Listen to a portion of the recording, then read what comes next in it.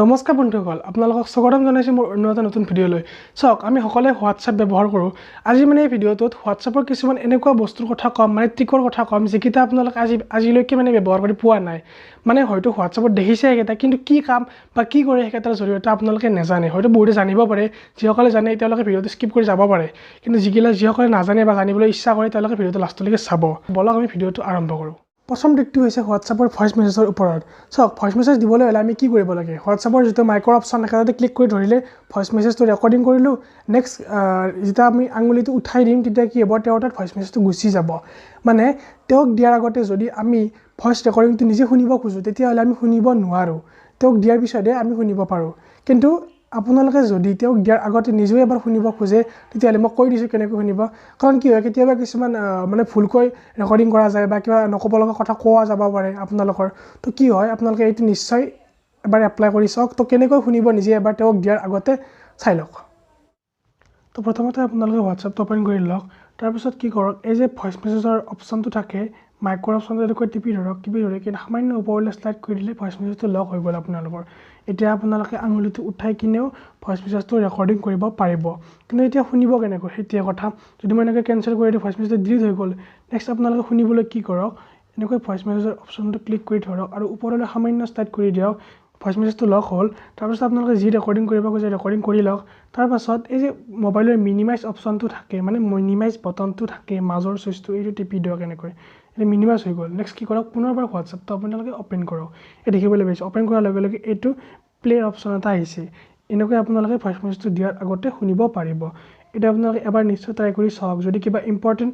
voice message কৰি আছে ভুল হোৱাৰ ভয় থাকে আপোনালোকৰ তো তেতিয়া আপোনালোকে এইটো ব্যৱহাৰ কৰিব পাৰে এবাৰ নিশ্চয় ট্ৰাই কৰি চাওক দ্বিতীয় ট্ৰিকটো হৈছে চাওক আজিকালি কি হৈছে WhatsAppত আপডেট হৈ কিনে মানে এখন ফটো বা এটা লিংক আপোনালোকে 5 জনতকৈ অধিক মানুহক পঠাব নোৱাৰে মানে যদি পঠাব খোজে তেতিয়াহলে তেওঁলোকে এলাউ নকৰে মানে WhatsAppৰ ফালৰ পৰা এটো বন্ধ কৰি দিছে কিন্তু WhatsAppতে এটা এনেকুৱা ফেচিলিটি আছে যেটো দ্বাৰা আপোনালোকে 100 জন মানুহক একেলগে পঠাব খোজে এখন ফটো ফৰৱাৰ্ড কৰি বা যদি আপোনালোকে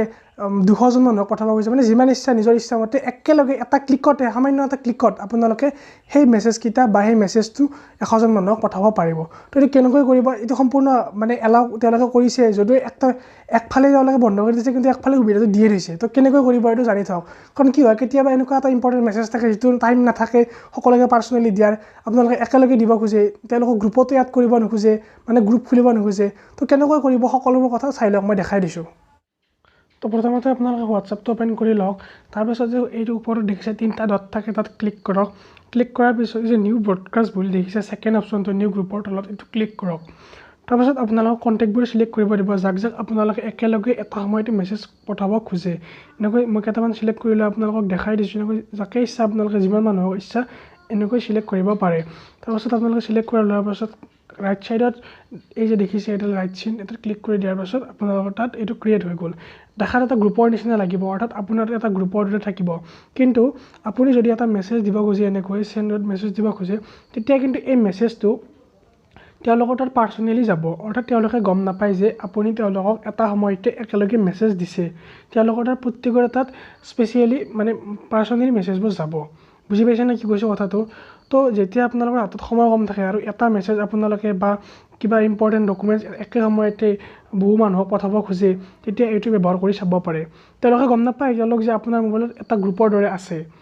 সো এইটো ট্ৰাই কৰক মই নিজে ট্ৰাই কৰো কিবা ইম্পৰ্টেন্ট মেছেজ দিব লাগিলে তো নিশ্চয় ট্ৰাই কৰক এনে 5 জনক দিব পাৰি ফৰৱাৰ্ড কৰি এটা মেছেজ কিন্তু ইয়াত আপোনালোকে যিমানক দিব খোজে দিব পাৰিব তো যদি ভিডিওটো ভাল লাগিল লাইক কৰিব আৰু যদি চেনেলটো প্ৰথমবাৰ চাই সাবস্ক্ৰাইব কৰিব আজিলৈ ভিডিওটো এইখিনি আছিল বাই বাই